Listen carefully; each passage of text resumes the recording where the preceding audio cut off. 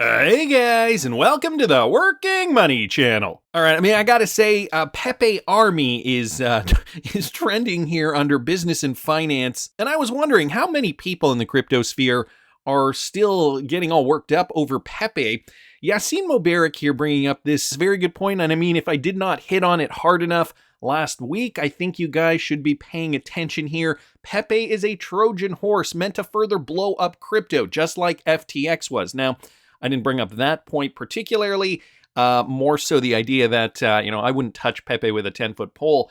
The playbook is clear by now, he says. Introduce a scam project, pump it massively until it attacks the gullible masses, then blow it up and blame everything on crypto and how dangerous and full of scams it is.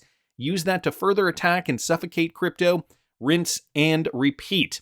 So, a bit of a conspiracy here. Yassine Mubarak insisting that Pepe coin is a scam created by the powers that be in order to entice the plebes into cryptocurrency so they can just blow it up and go, here, look, see? These people need protecting, the same as FTX was when we were discussing that a few months ago.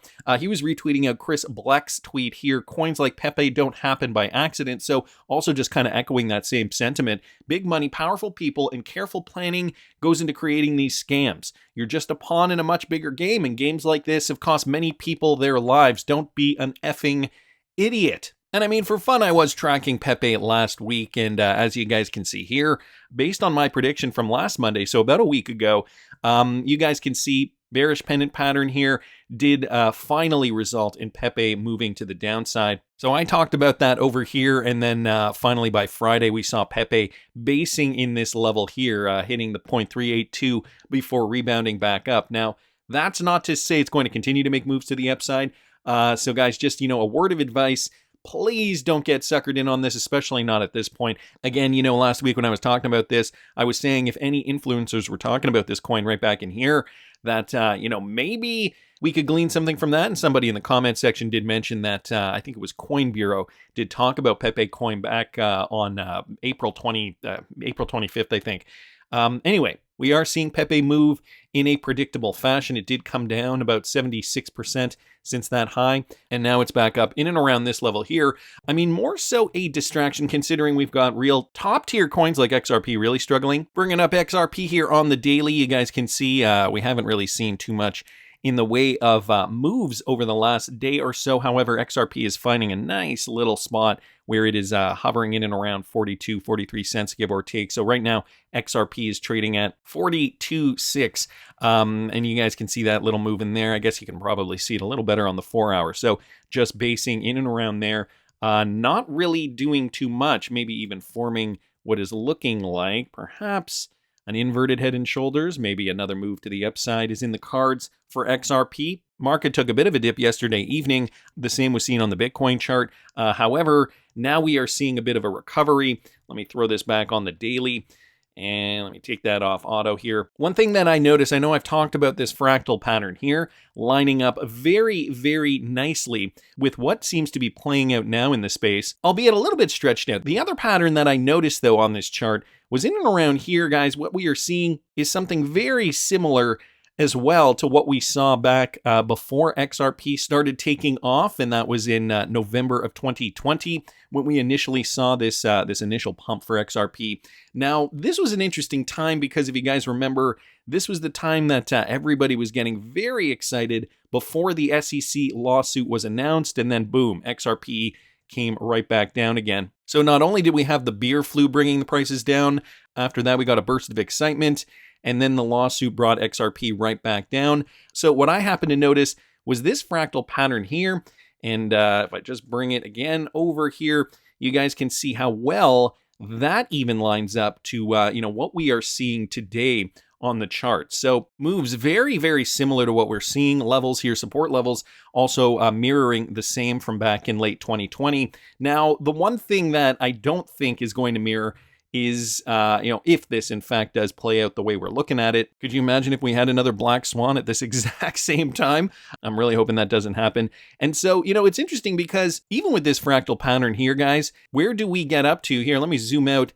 Let me put that back on auto, zoom out here. What would that bring us to, guys? If we did in fact see this play out, it would bring us to right about here, guys, all-time high. You guys can see that up there.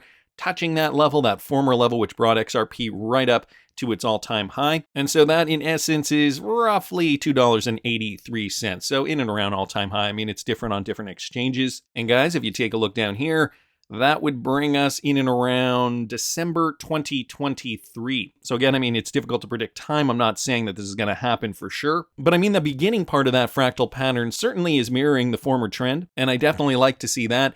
Going to keep moving along. Ian Bins here bringing this up. Now, the other day we were also talking about burning of the escrow, and could Ripple actually in fact burn the escrow even if they wanted to? I mean, the escrow, that XRP has been earmarked for potential clients and mass liquidity, and that has been pre-planned to be released every single month for how many ever more years that we're waiting for that to be released. Well, Matt Hamilton brought some clarity to this issue. Interesting to note what he said here. We were talking about this suggestion that was made in response to concerns raised by members of the XRP community about the possibility of Ripple pouring tens of billions of XRP into the market if the company was required to get rid of the tokens stored in numerous escrow accounts. And guys, if you didn't catch the video I did on that, I will link that up here in the top right-hand corner. The fact that the SEC could, make Ripple burn that XRP. We were having a bit of a debate about that. Well, Matt Hamilton came out, guys, and this is what he said. So in response to this tweet thread here, Mr. Hubert says the judge can't rule on something Ripple was dependent on convincing others to do. JV responded here, nothing can stop the judge from making a rule on the escrow if that's what she wants to do. Bill Morgan responded she could take such an order, but the validators would not be bound by it. She could extend it to them. Courts can't randomly bind non-parties to permanent injunctions without those parties having a chance to be heard. It is not China. JV responded, it's Ripple's escrow. Bill Morgan then responds, he says the validators can vote to burn it. Maybe they can't. I thought that was the issue everyone was discussing. Moon Lambo down here saying certainly Ripple needs the XRPL to exist in order to facilitate any transaction on it. But as far as burning, Ripple could just send their XRP to an address that has no key to burn it. I'm not aware of a way to do this for their XRP that is currently in escrow, though. The Digital Dodo saying, I think this was raised before by Hammertoe, said the same, that it would have to wait for a release, but then go to an address with no keys. If that's the case, it would still take years to eliminate. So Matt Hamilton here did respond, the escrows are set to release to a particular address. And so the workaround would be Ripple could, at any particular time, disable the master key on the destination account, thus rendering it inoperable. I.e., he says, when the funds released from escrow, they would be inaccessible to anyone, essentially rendering them inoperable and therefore useless. I guess that would be akin to burning that XRP, Matt Hamilton says. He continues down here by saying, i.e., Ripple could right now publicly and probably render their entire future escrow funds inaccessible to even themselves. To all intents and purposes, burn them. So there you guys go. The possibility is there for Ripple to burn the XRP. Well, I mean, not technically burn the XRP, but render those coins inoperable.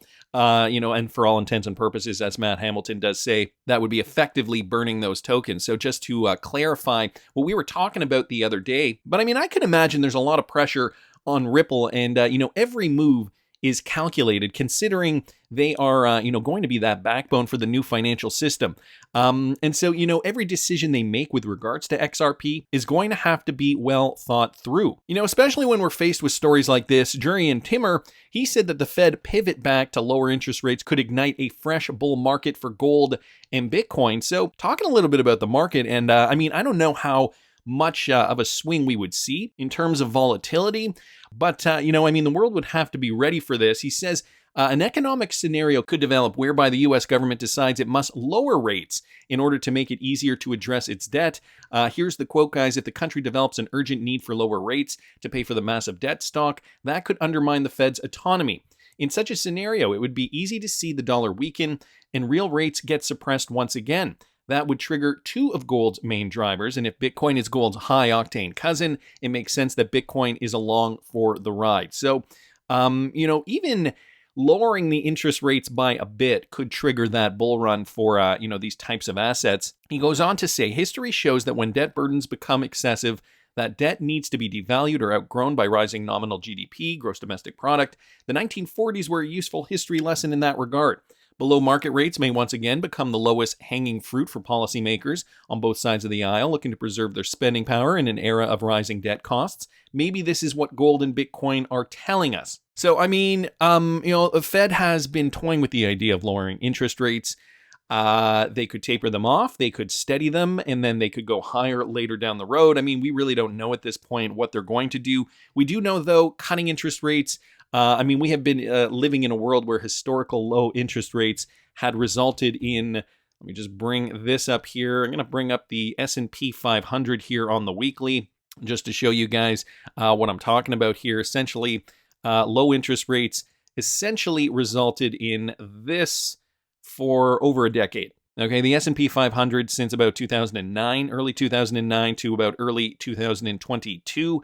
So over a decade, 13 years of a bull run before we started seeing this uncertainty. And part of this debate, I mean, which gets me kind of angry, is that governments really brought this on themselves, yet they are punishing us. They are punishing or trying to punish the non-accredited investors. Even though we've found avenues to make ourselves rich, they're saying, nah, we got to regulate this the same way we've regulated traditional markets. Well, Digital Asset Buy here on Twitter, he posted this clip. This was an old Michael Arrington clip from pre-ETHgate, okay, January 2021, right after Ripple got sued. John Deaton retweeted this out. First, I want to play you guys this clip. Listen to what Michael Arrington had to say, almost like a prophecy. Listen to this. But what I believe is the SEC wants Ripple dead to put a feather in their cap.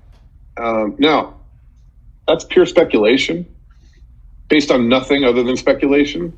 Also, the SEC is an entity that changes over time and is changing right now in terms of SEC chairs. And so what the SEC wants over time is largely going to be dependent on what the executive branch wants over time.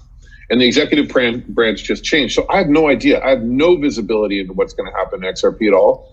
I believe the SEC probably wants us to go to trial. And when it goes to trial, we'll see what happens. But I don't know. And do I think it's a security? From the point of view of the SEC, no. But from the point of view of me, this doesn't matter. Like, what's a security, what isn't a security is totally irrelevant. And it really just comes down to like whether you only allow rich people to trade an asset or you allow everybody to trade an asset.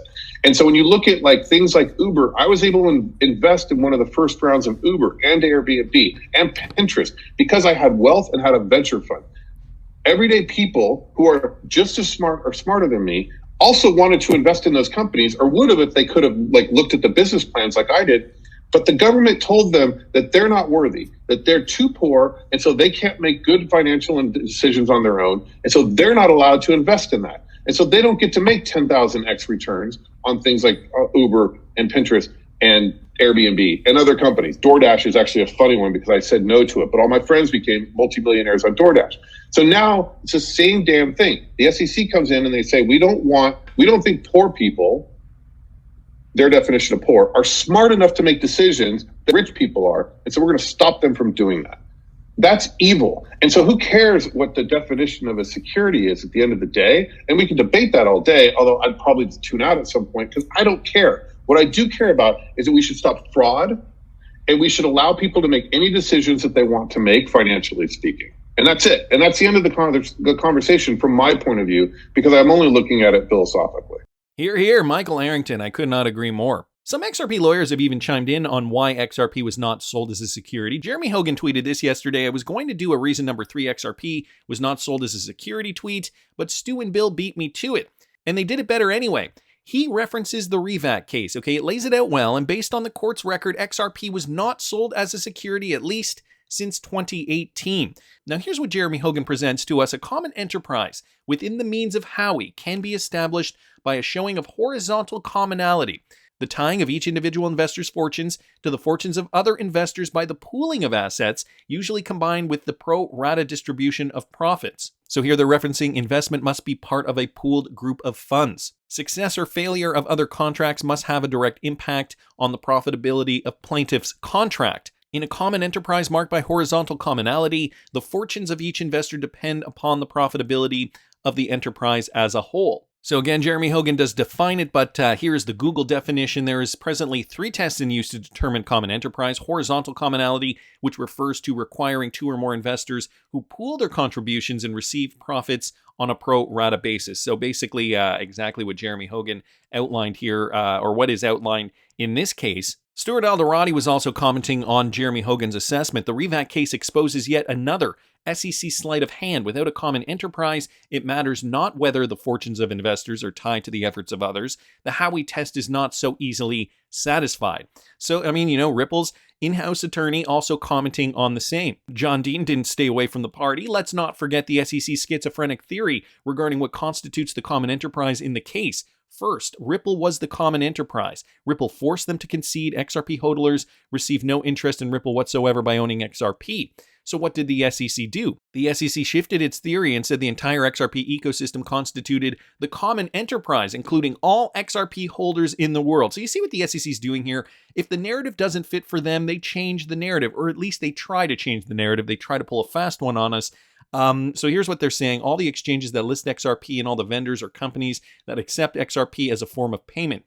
Yep, they actually argued that. In order to try to prove such a ridiculously overboard claim, the SEC intended to rely on a hired gun. An expert witness who testified that all XRP hodlers must rely on Ripple, but XRP hodlers stopped that nonsense and helped get this expert's BS opinion excluded by the judge. So we guys, the XRP community, did help with that. So what did the SEC argue next? Well, it once again shifted its common enterprise theory and abandoned the entire XRP ecosystem theory to a new theory. And that is XRP itself represents the common enterprise. Yep, that's their insane argument. I call it a schizophrenic defense. Definitely wishy-washy, I can certainly say. But this is what they're going to try to do, guys, tooth and nail. You heard it from Michael Arrington back in January of 2021, right when the lawsuit was fresh. The SEC wants to put a feather in their cap. Of course, we fast forward 2 years plus, and the SEC hasn't been able to do it. It's now up to Judge Torres to give us that verdict. I mean, I'm still feeling confident. That FOMO pump is going to feel sweet once we get it, I think. That's just my opinion, but I want to hear what you guys think. Please subscribe to the channel if you haven't already. Like the video if you like the content I'm providing. I always love hearing your comments. See you in the next one, guys.